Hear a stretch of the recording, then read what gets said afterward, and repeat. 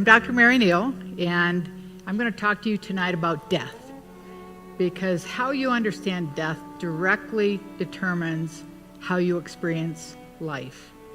My own understanding of death changed in 1999 when I died while kayaking in South America. I was pinned under 8 to 10 feet of water at the base of a waterfall, and I was without oxygen for 30 minutes before CPR was initiated. And when I regained consciousness, I was in a state of shock. Not because I just drowned, not because of my multiply broken legs, and not because I was on the side of a remote river with no access to medical care. No, I was in an absolute state of shock because I could not believe that I'd been sent back to my body from a place I will call heaven. It was peaceful underwater, and I was held and comforted by Christ. And no, I didn't just think or hope it was Jesus. I knew it was Christ just as I would know my husband of 30 years if I'd seen him in the grocery store. And I was taken through a life review that had little to do with judgment and everything to do with understanding and compassion and grace.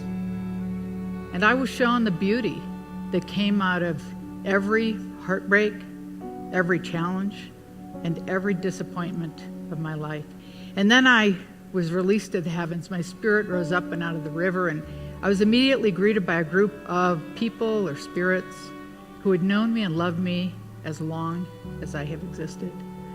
And even as they took me down this beautiful pathway woven together with fibers of God's love and exploding with color and flowers and the aromas of flowers, I could look back at the river, and I watched as my purple bloated body was pulled to the shore and my friends started CPR.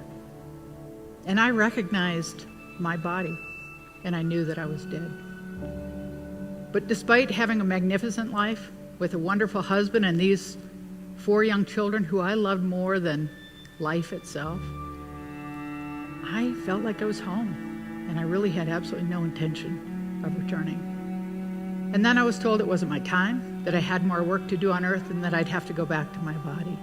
And when I objected, I was given a laundry list of work yet to be done, none of which was desirable, and all of which would challenge me in one way or another. Especially challenging was news of the coming and unexpected death of my oldest son, who, as many of you know, was hit and killed by a car 10 years later. Now, of course, I did go back to my body, and I spent many of the subsequent days and weeks moving between the two worlds, one that contained my past and my future, the God of the universe and all that is love, and one that contained my present, with the family I cherished and the life I enjoyed. Now, I knew I would never be the same again, but at the time I wondered if it was just, a figment of my imagination. Maybe it was a death experience I had always expected. But the problem is, I hadn't had any expectations. Like most of you, I'd never really thought much about my own death. And I certainly hadn't heard of near-death or after-death experiences in 1999. And if I had, I would have discounted them out of hand. Because although I'd been raised in the church, I readily traded my religious beliefs for intellectual ones when I went off to college and medical school. And by 1999, I was a well-trained scientist, doctor, surgeon. I was accomplished, self-confident, smart. Certainly didn't think I needed God. I was probably some mix of humanist, rationalist, material scientist, maybe a cultural Christian, I don't really know. But what I did know is that my experiences underwater had certainly seemed real. And God not only seemed real, but was the only real that mattered. So I needed answers. I spent the many months of my hospitalization and rehab searching for scientific ones. And first I looked to my medical records and the people who'd been at the river, and then really fueled by a desire to discount everything I'd been told, I then read extensively about drowning, about the physiology of a dying brain, about anoxia, dreams, hallucinations, seizures, neurotransmitter dumping. But all of these conventional explanations fell short. and the scientific gaps were really unbridgeable. And nothing could account for my unscathed survival or for my profound spiritual experience. Eventually, I realized I'd had a near-death or after-death experience, and I discovered I wasn't alone in this. Almost 20 million people in this country alone have had these profoundly transformative experiences. And a continuation of the soul or consciousness after death is described in every culture, every faith tradition, and every age group. Even very young children who have never been exposed to religion recount near-death experiences. And we all talk about the same things. We talk about this purity of divine love and interconnectedness with all living creatures. And regardless of what our prior beliefs were, God becomes the only truth. In fact, 75% of atheists encounter a being that they identify as either Jesus or God.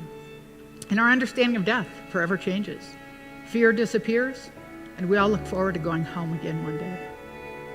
Now, maybe you understand death as a resurrection, or a day of judgment, or a spin into another lifetime, or maybe just the dissolution into the energy of the universe. Or maybe you think it's just a hole in the ground waiting to be filled. But what you think about death is important. And I'm here tonight to tell you that death is nothing more than the doorway to home. And it is the very existence of this home that brings context, purpose, and meaning to our time here on earth.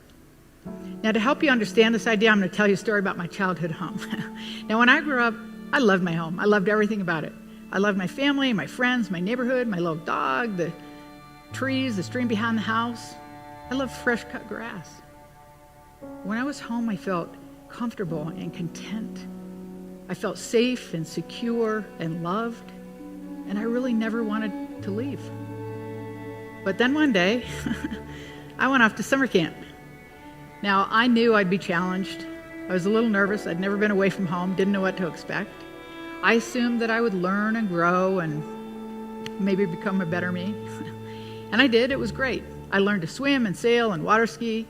I learned about kindness and humility. I made friends. We made bonfires. It was great. But of course, it wasn't all good. The beds were hard, and I really didn't like the food. My sandals were stolen one day, and I was pretty angry. But I actually felt compassion for the little girl when I learned of her plight. And I ended up giving her most of my clothes. And I hated the time I spent in the nurse's cabin after being stung by a bee.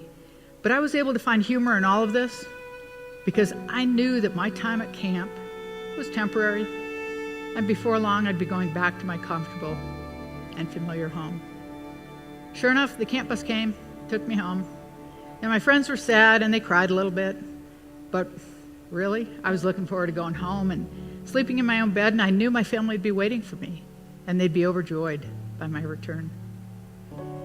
Now, the point I'm making with this story is that it was the existence and reality of my childhood home and the knowledge that I'd be going back there again that brought a context to my time at camp that allowed me to experience it as a great adventure. And since 1999, that's exactly how I experienced my life here on earth. The reality and existence of our true and permanent spiritual home, the one I discovered on the other side of death, and the knowledge that I and you will be going back there one day, brings a context to my time on earth that allows me to experience it as a great adventure with great meaning and purpose, and it changes the way I experience both good times and bad. Now, another way of understanding this concept is with this next slide. Many of you will immediately see the white cup, and some of you will see the blue faces, and which you see is a matter of focus and perspective. If you focus entirely on the cup, you'll miss the blue faces that give it context. And if you focus entirely on the faces, you'll miss the beauty and the purpose of the cup. Now imagine for a minute that this white cup represents our lifetime here on earth. And the blue faces represent the people and the love and the reality of our home. Without the background of our home and the faces within it, this white cup of life becomes nothing but potential.